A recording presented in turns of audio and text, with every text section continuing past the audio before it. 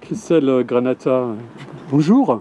Bonjour. Nous sommes ici à Aiguebelette, en Savoie, sur la première circonscription de la Savoie. Circonscription assez importante, puisqu'elle va de l'Albanais en passant par la Chautagne, Aix-les-Bains, la Motte-Servolex, la Chartreuse savoyarde et le lac d'Aiguebelette.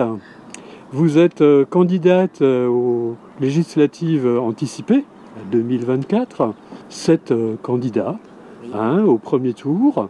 Vous allez principalement vous battre face à 2 candidates, Marina Ferrari pour le MoDem, donc la majorité présidentielle, et puis Tiffany de Gois dans un attelage un peu bizarre, LR-RN, je ne sais pas trop ce que c'est encore, un peu piloté par Eric Ciotti. Qu'est-ce qui vous anime là dans cette candidature ? Alors, ce qui nous anime, c'est déjà que je suis la candidate du nouveau Front populaire. Voilà. Donc, c'est déjà une belle union de la gauche au sens large du terme.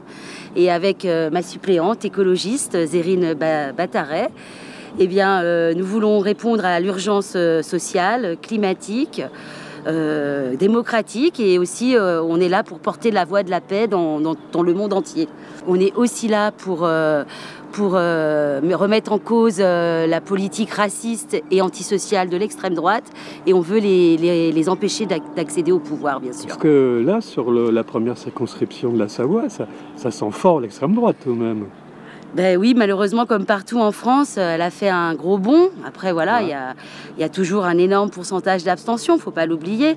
Donc, nous, ce qu'on veut faire, c'est s'adresser avant tout à tous ces électeurs qui sont déçus, qui ne vont pas voter, ou qui choisissent ce vote contestataire d'extrême droite, quoi.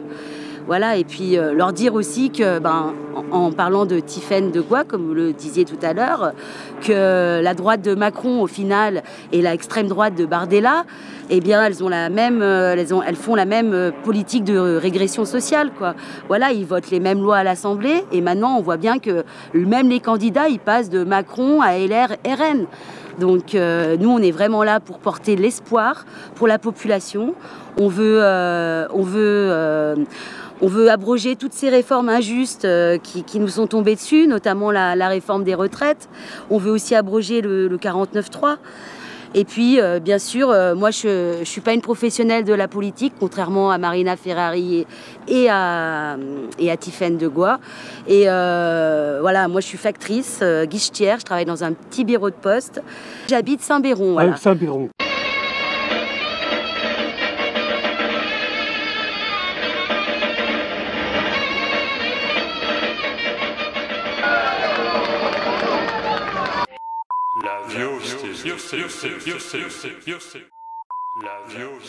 Et vous, donc, vous êtes suppléante ?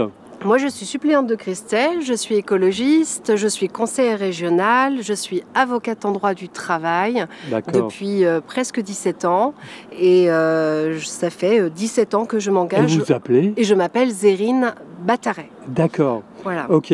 Donc, ce nouveau Front populaire, ça a un petit peu bougé là. Il y a eu des candidatures France Insoumise qui ont été bloquées par Jean-Luc Mélenchon. Vous réagissez comment à ce qui s'est passé ? Je passe pour l'instant outre. On a un combat plus important à mener. C'est pas tout de suite, quoi. C'est pas tout de suite, là. On a autre chose. On a une autre bataille à mener qui est beaucoup plus importante. On réglera peut-être des différends plus tard. Aujourd'hui, on a tous le sens des responsabilités et on sait tous la charge. Et ce que nous avons à régler en priorité, c'est cette montée de l'extrême droite qu'il faut absolument contrer au plus vite. Et puis surtout redonner cette respiration, cet espoir à toutes les classes, moyennes, populaires, à toutes celles et ceux qui attendent de pouvoir enfin respirer un petit peu, parce que les réformes d'Emmanuel Macron ont touché toutes les classes de la population et il n'y a que les ultra-riches qui ont profité de sa politique jusque maintenant. Une chose où je m'interroge dans ces investitures, Renaud Beretti, maire d'Aix-les-Bains, président de Grand Lac, vice-président du département de la Savoie et surtout président des LR de Savoie, qui n'a pas bougé, qui n'a pas mis de candidat face à Tiffany de Gois. Ça, c'est leur responsabilité. On voit qu'il y a des LR qui réagissent, qui refusent de s'allier à l'extrême droite et assument l'héritage gaulliste, assument le côté républicain. C'est l'heure de vérité pour tout le monde. C'est aujourd'hui qu'il faut se compter et voir qui est du camp de la République et qui ne l'est pas.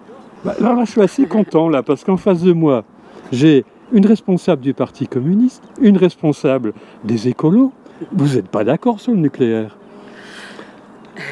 Du nucléaire qui peut être clivante, elle sera mise en débat avec un débat très éclairé et les citoyens trancheront, tout simplement. Et si je peux me permettre, évidemment qu'on n'est pas d'accord sur tout, sinon on serait dans la même formation politique. C'est ça qui fait la richesse de la gauche et la richesse aussi de la pensée et des argumentations. Et ça, c'est très riche et c'est très intéressant comme débat. Sauf qu'aujourd'hui, c'est pas le moment du débat, c'est le moment du rassemblement. C'est le moment de faire front. Il faut se battre. Il faut se battre. Vous savez, moi je viens d'un pays où le fascisme existe encore aujourd'hui. C'est quel pays? Je suis kurde. D'accord, oui. Voilà, je viens de Turquie. Et je sais ce que c'est le fascisme. Et puis on l'a vécu aussi ici. Ici on l'a vécu. Il me semble qu'il y a un monument avec Belette là, hein, sur la mémoire. Mais moi je pense que je peux aussi être cette voix qui dit oui, ici peut-être qu'on a un peu oublié, même si on a un devoir de mémoire. La mémoire est courte. Mais nous on le vit toujours. Moi je viens d'un peuple qui a combattu Daesh. Je viens d'un peuple qui aujourd'hui se bat toujours pour sa liberté. Et je sais ce que c'est qu'un État fasciste. Et peut-être que si mes compatriotes l'ont oublié ici, moi je me dois avoir ce devoir de le rappeler. Et j'y tiens. Absolument. Eh ben merci. Je vous laisse y aller. Merci.